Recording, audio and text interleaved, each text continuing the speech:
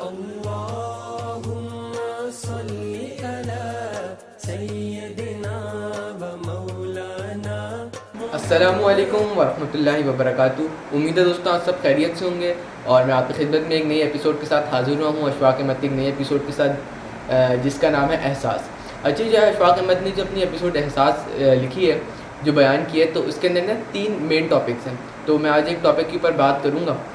اشفاق احمد ایک واقعہ کا تذکرہ کہتے ہیں ہم بابوں کے ڈیرے پہ موجود تھے، تو وہاں پہ ایک بچہ روتا دھوتا آتا ہے. کہتے ہیں کہ جو ہے نا مجھے اپنے والد صاحب سے ایک شکایت ہے.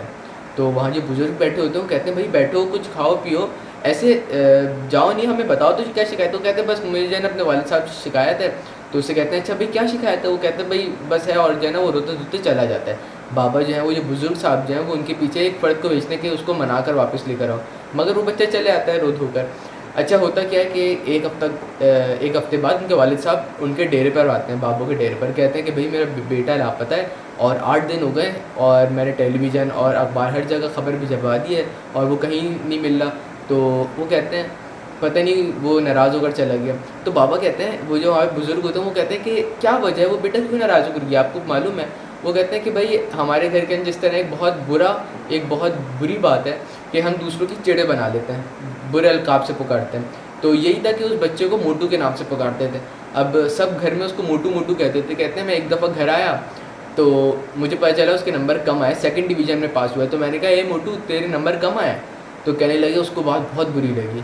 اس کو 70 لوگ بولتے تھے موٹو، اس کو برا نہیں لگا، مگر جب اس کو والد صاحب نے کہا تو اس کو بہت برا لگا اور وہ گھر چھوڑ کر چلا گیا.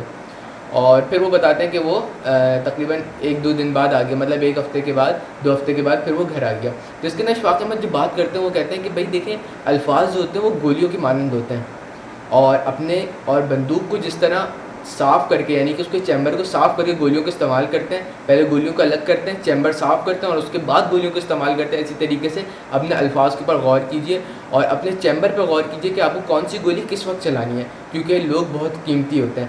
تو دوستو مجھے کمنٹ میں ضرور بتائیے گا کہ آپ نے اپنے چیمبر صاف کیا اور گولیوں کا صحیح استعمال کیا. جزاک اللہ.